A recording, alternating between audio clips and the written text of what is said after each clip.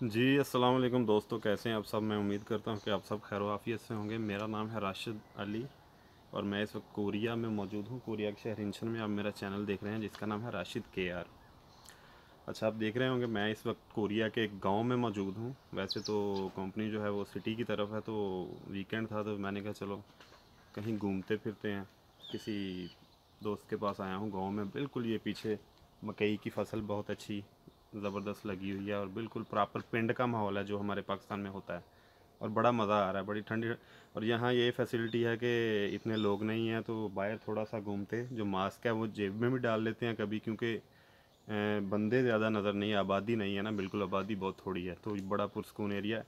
अच्छा, ये वीडियो थोड़ी सी बनाने का मकसद था कि आपको बताया जाए कि जो नए लड़के तैयारी कर रहे हैं वो कोरिया के पेपर को किस तरह आसानी से तैयार कर सकते हैं, मतलब कि सिलेबस की कैसे अच्छी तरह तैयारी कर सकते हैं। जब भी आप कोई भी किताब को पढ़ने या उसकी तैयारी करने या किसी भी सिलेबस की तैयारी करना स्टार्ट करते हैं तो आप अपना मिशन उसको ज़बानी याद करना मत रखें। आप सिर्फ उसको रखें जहन नशीन करना। जब भी आप किसी बाग से गुज़रते हैं, जैसे किसी गांव से या किसी बाग से गुज़रते हैं, किसी सैरगाह से गुज़रते हैं, तो आपने देखा होगा कि पहली दफ़ा जब आप गुज़रते हैं आपको आपकी इतनी तवज्जो नहीं होती किसी चीज़ की तरफ। आपको कोई चीज़ पहली बार वो फूल अच्छे लगते हैं, ये वो नज़र आते हैं, दूसरी बार वहाँ पर कुछ दरख्त भी नज़र आ जाते हैं, तीसरी बार हाँ यार इधर सब्जियाँ भी लगी हुई हैं। ऐसे आहिस्ता आहिस्ता दोबारा जब गुज़रते जाएंगे गुज़रते जाएंगे गुज़रते जाएंगे, बहुत दफ़ा मतलब गुज़रेंगे तो आपको पूरी बाग की पहचान हो जाएगी सैरगाह की, कि हाँ हाँ यहाँ ये है, यहाँ ये है, यहाँ ये है।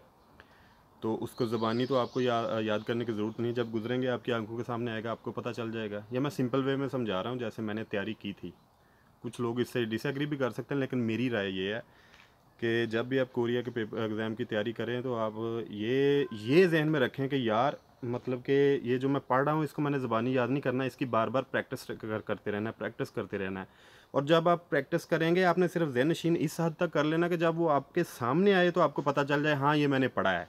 ऐसा नहीं है कि पेपर से पहले लड़के कंफ्यूज हो जाते हैं या आपस में एक दूसरे से सवाल करके यार ये तुम्हें याद है या तुम्हें पता है या ज़बानी याद है, इस चीज़ पे फोकस ना करें।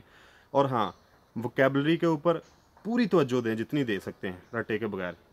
और जो दूसरी बात है ग्रामर, ग्रामर पे इतना टाइम ज़ाया ना करें कि जितना मतलब कि उसकी टेंशन लें, क्योंकि ग्रामर का अगर सोच देखा जाए ना, अगर सोचा भी जाए तो खाली जगह आती हैं 2 से 3 ना 4 आ जाएंगी ज़्यादा से ज़्यादा। तो ग्रामर को इतनी ज़्यादा मतलब अहमियत अहमियत दें, लेकिन इतनी ज़्यादा मतलब ना दें कि वोकेबलरी आपके पीछे रह जाए ग्रामर की टेंशन लेकर। तो वोकेबलरी आपकी जितनी मजबूत होगी उतना ही आप अच्छे से आराम से पेपर हल कर सकेंगे। तो मैं इंशाल्लाह ताला कोशिश करूँगा कि जो 60 चैप्टर्स हैं इनकी भी इंशाल्लाह ताला ना एक एक करके, बस अल्लाह ताला ने मौका तो दिया है, बस दुआ करें तौफीक भी दे। मैं एक एक लफ्ज़ के साथ आपको इंशाल्लाह ताला ना पढ़ा के मतलब कि समझाऊँगा, अपलोड करूँगा यूट्यूब चैनल पे। तो कोशिश करें टेंशन के बगैर बार बार प्रैक्टिस करते रहें, बार बार प्रैक्टिस ज़रूर करते रहें, लेकिन उसको ये ना समझे कि मैंने ज़बानी याद करना है। इसको ज़बानी याद करने की ज़रूरत ही नहीं है। जब आप पेपर में बैठेंगे कोरियन लैंग्वेज के पेपर में तो आपके सामने आएंगे ना सवाल, एमसीक्यूज़ भी सामने होंगे, तो उनमें से जब सामने आएगा उस वक्त आपका हाँ यार ये मैंने पढ़ा हुआ है, उस वक्त आपके जहन नशीन आपको याद आ जाना चाहिए कि हाँ ये मैंने पढ़ा है। अदरवाइज़ उसको ज़बानी याद करना नहीं है ज़रूरी, उसको सिर्फ जहन नशीन करना ज़रूरी है, बार बार प्रैक्टिस करके कि हाँ जब वो मेरे सामने आए मुझे पता चल जाए। ये ज़बानी याद करने के चक्कर में लड़के बहुत ज़्यादा टेंशन स्ट्रेस ले जाते हैं। कभी भी उसको ज़बानी याद, हाँ ज़बानी ईजी लफ्ज़ ज़बानी याद हो जाते हैं, लेकिन डिफ़िकल्ट को सिर्फ ज़हन नशीन करना सीखें, बार बार उसकी प्रैक्टिस करें। और वोकेबलरी के ऊपर जितना फोकस कर सकते हैं कर लें, पिक्चर्स के ऊपर कर लें, क्योंकि वोकेबलरी तो सारी वही है ना। तो जितनी आपकी वोकेबलरी स्ट्रॉन्ग होगी उतना ही आराम से आप पेपर हल कर सकेंगे। और पेपर में जब आप जाएँ, कम से कम पेपर देने जाएँ, तो अगर आपकी तैयारी कम से कम 50 चैप्टर की हो गई है तो एक दिन पहले उसको छोड़ दें पढ़ाई को, ताकि वो जो है एक दिन आपका नमाज़ पढ़ें, अल्लाह से दुआ करें, वो आपका टेंशन प्रोसेस लो हो और आप पेपर के लिए रेडी हो जाएं, आप अपना कॉन्फिडेंस बहाल करें। क्योंकि पेपर में बेसिकली होता है कि लड़के बैठकर थोड़े से घबरा जाते हैं, उनका कॉन्फिडेंस लेवल लो हो जाता है। तो एक दिन आपने किताब को छोड़ देना और रब से ये दुआ करनी कि या अल्लाह मैंने तैयारी तो पूरी अपनी तरफ से मैंने पूरी कर ली है, बस ये है कि अब मुझे इसका फल मिल जाए। तो अल्लाह ताला की ज़ात एक वाज ज़्यादा है जो मतलब कि किसी की मेहनत का फल नहीं रखती, तो उस पर यकीन रखें।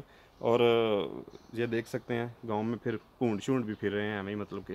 तो सिर्फ ये है कि जहन नशीन करें चीज़ों को, ज़बानी याद करने की कोशिश, या परेशान ना हो, स्ट्रेस ना लें, उसको बार बार पढ़ते रहें, आहिस्ता आहिस्ता आपके जहन में बैठ जाएगा। अपनी दुआओं में याद रखिएगा। अल्लाह हाफिज़।